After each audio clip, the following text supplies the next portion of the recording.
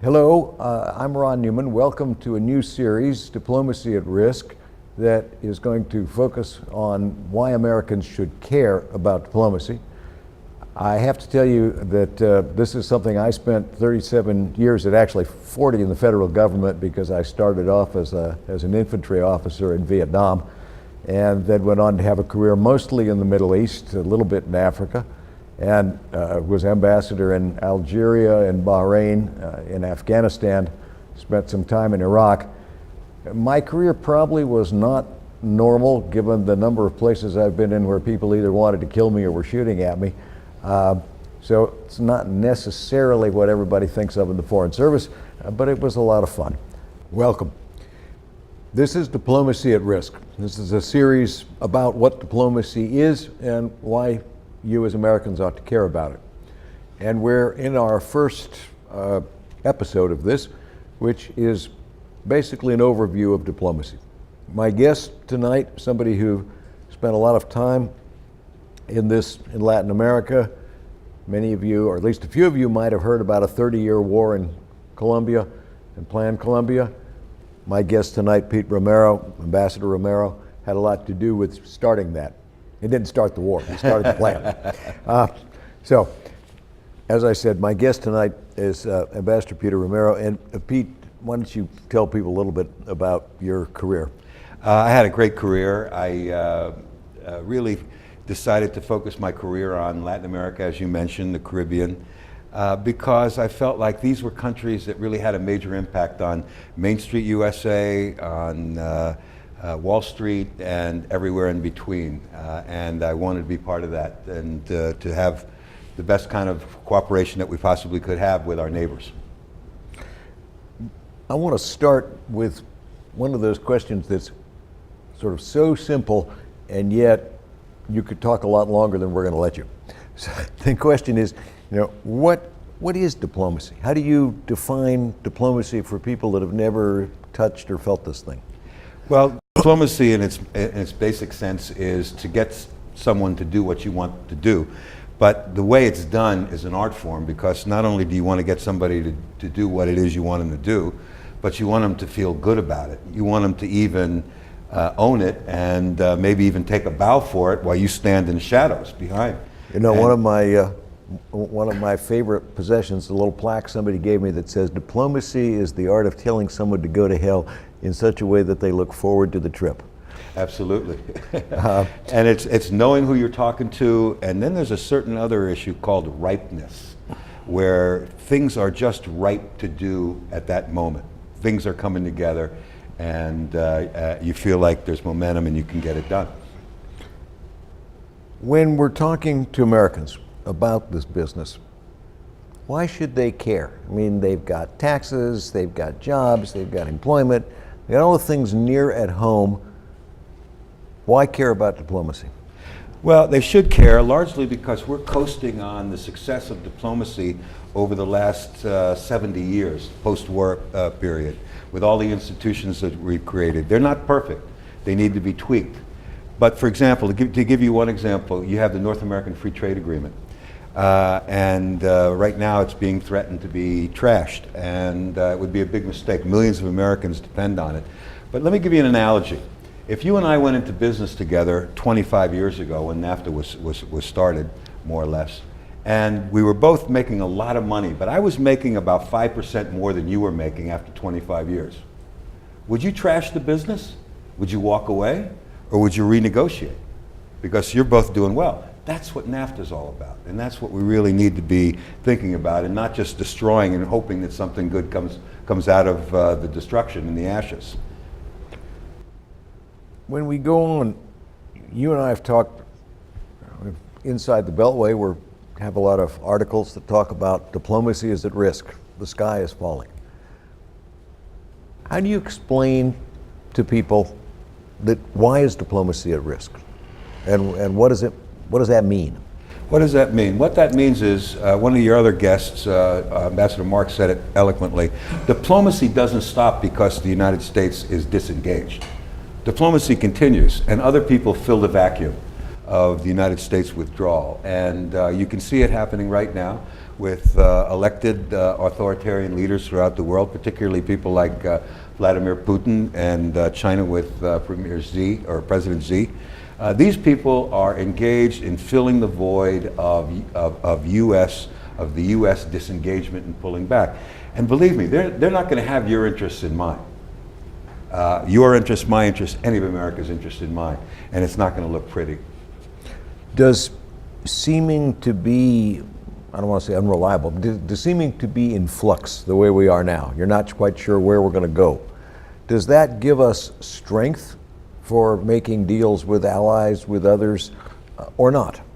A certain degree of uncertainty is a good thing, but when allies don't even know where you're going to be tomorrow, it presents so much uncertainty that people just shake their heads and walk away and look for something more reliable. No. And I think that's essentially what you're seeing in a lot of areas of the world. We're losing influence. I have a seminar that I do at Guanaco, Marine headquarters, a couple of times a year, and it's to Marine Corps colonels. And there's about anywhere between 15 and 20 of them in the room. All of them have served multiple tours in Iraq, Afghanistan, other places, Yemen. They know about foreign wars, and I asked them a very simple question. And the question is, of all of the wars that we can list, and I list all of them that we know, and ask them to contribute some, are there any of them that you can tell us right now can be solved militarily? The wars don't lend themselves to that anymore. They're political, they're hearts and minds, they're good governance, they're anti-corruption, they're all of the things that are outside of the purview and the toolbox of the military. You better have diplomacy because you can't do it without diplomacy. You can't do it without it. So what can Americans do if we manage to convince them that diplomacy is at risk? What should they be doing about it? Well, what they need to be doing about it is to write their congressmen, to talk it up in communities, to do everything that they possibly can to promote diplomacy, to promote talking. We're only 1% of the national budget. And isn't it better, besides being morally the right thing to do, to be able to talk through a lot of these issues as opposed to relying on the only tool in the toolbox, which is the hammer, and in this case, the military? Of course, I will say absolutely, because I'm a diplomat too. Pete, thank you for being with us, and thank you for some very cogent examples of what it is that diplomacy is and why people should care about it. Thank you, Rod. Pleasure. Welcome. This is a series, American Diplomacy at Risk. Its intent is to tell you what diplomacy is and why it's important to Americans, not just to us who have done it. And in case you thought that diplomats were all one thing and military was another, my guest at the moment is Admiral Mike Smith. And Mike, perhaps before I get into questions about diplomacy, you could tell people just a little bit about your career and what you did. Sure, I'd be happy to. I was a surface warfare officer. I drove ships for a living. I spent most of my time in the Pacific, although I did have a couple of Mediterranean tours. I commanded a destroyer and eventually a squadron of destroyers. In my last command, I was a carrier strike group commander out of Bremerton, Washington. And I also had time where I was doing a lot of strategy work and working with some of the combatant commanders and with the chairman. I know that you have now organized a group, the American College of National Security Leaders, that is working on the Hill, actually reinforcing some aspects of diplomacy. So let me ask you, how, as a military officer, did you get to this concern for diplomacy? You know, I think that what people don't understand is how critical diplomacy and the Foreign Service is to what the military does. There's nothing that the military does overseas that diplomacy isn't the cornerstone to. From just simple things like visiting a port where we get to let our crew go out and experience a foreign country, that can't happen without the embassy. To combatant commanders who are trying to establish relationships, or maybe it's in our national interest to have a base or something like that, that can't happen without the relationships that our diplomats establish in the course of their everyday work in all of our foreign embassies. Certainly when I was in Bahrain, we worked I worked awfully closely with the Fifth Fleet Commanding Admiral. I would imagine so. And you know, they're managing everything from counter-piracy missions to smuggling in the Gulf. And a lot of it requires diplomatic permissions from host countries. And maybe you could also talk about this area. You know, where are some of the specific things that you've seen ambassadors and military commanders work together on? Yeah, I've really seen a range of them. I don't want to mention the specific countries, but you know, I remember going to one country and we really needed to use their facilities as a logistics hub to be able to supply our troops that were in Afghanistan and Iraq at the time. And we went there and the military was able to bring our skill set, you know, our vast array of individuals who had a talent that could support the host country. And because of the ambassador and because of his relationship with the president and his understanding of their needs, he was able to bring us in, provide that government what they needed, which to us was just something we did, you know, without even thinking. And in return, that government now is happy to provide us the facilities that we needed. And if it had not been for the ambassador and his team, that never would have happened. So, success requires both hands. Absolutely, and it's the sustained relationship. You know, the military, we're there for a little while, then we're moving on. You know, we don't have the time to develop the personal relationships and the in-depth understanding that our diplomats do when they're stationed there, and we have to leverage that. And I think that that's probably that, to me, when I think what's important about diplomacy, it's that relationship that you get, or it's the absence of relationships. Look what's happening with North Korea right now. I mean, that's probably the one area that we are so close to having going to war on. And we don't even have an ambassador in South Korea. You know, I mean, that's just critical that we be able to provide that level of insight to the president that now we're missing. And it is, I mean, that is a core piece of diplomacy. It's not just listen and report, it's tell Washington what kind of policies can work, what won't work, or and how the policies you've got are working. Absolutely. And you, the military commander on the ground, have experienced that. People talk about it being at risk now. Do you agree with that? Oh, absolutely, without doubt. The problem is that it's just one of those cliches. It's just so easy to say, we don't need the Department of State, but we need the Department of Defense. You know, that's just makes no sense. You have to have both, and because we're trying to minimize government and put funds someplace else, that's the first thing that's put on the table, and it's absolutely at risk, and we have to do something to bring it back to the levels that our country needs. It is very strange that a budget that is less than 2% of the federal government, hovers right around 1%, they're cutting by 30%. I don't think you actually get much out of that. You can do a lot of damage. I don't know that you're doing much good for anybody else out of the savings. As you look at this, you know, what would you say to Americans about how do they involve themselves in this? What should they be doing? You know, my father served in Vietnam, and when he came back and his friends came back, the American people didn't treat them right.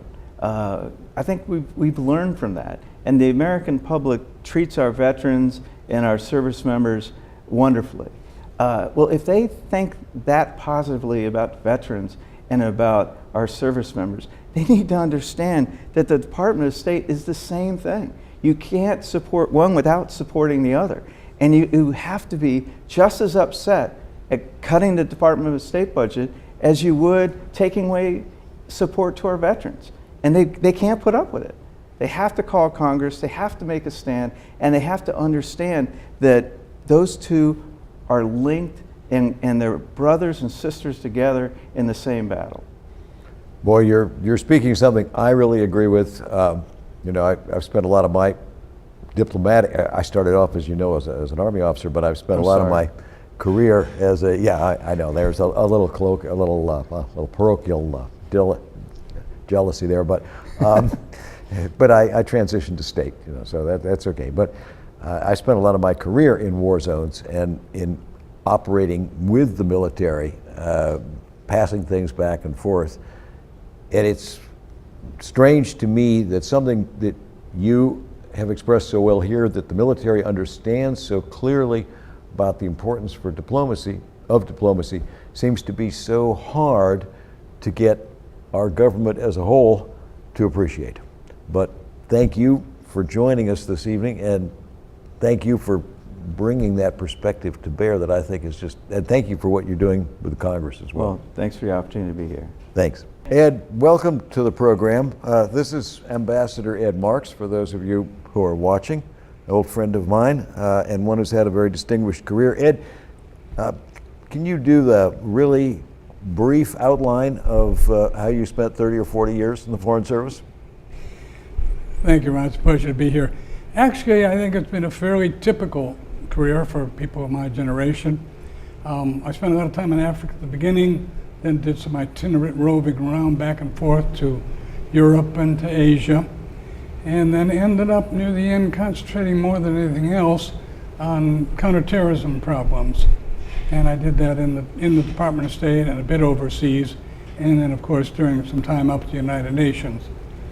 So it was a fairly classic career, quite itinerant, the career of a professional foreigner. Thank you very much. Now, we'll go on to this, ask you some questions here. Ed, we were talking before the show, and you were mentioning that one of the most compelling examples we've got of diplomacy working with the military about security is the ongoing repulse of the Islamic State. Why don't you pick up on that? It's practically destroyed. It has been eliminated over a process of combat against it the last 3 years. An attack on it that was conducted by a coalition of countries. And what a coalition. The United States, our Western European friends, Turkey, Russia, Iran, Saudi Arabia, Yemen. These are a bunch of people and countries that have different views on many things, and are in fact competitors in almost in many areas. But on this subject, in which they all agreed, the United States led the formation by diplomatic discussion and negotiation of a coalition which has succeeded in essentially defeating the attempt to establish an Islamic State in the Middle East. At least it's defeated the territorial aspect of it. As we go into a major problem now of it going underground, we're going to need diplomacy even more. Agreed. One of the things we do, civilians do, military does, military trains all the time. And you've been involved in helping them sort of enact the civilian component. Why do you do that? Why do they want it? And why aren't they they're active, they're the people that are really going to do it. Why haven't they got active duty State Department people doing this?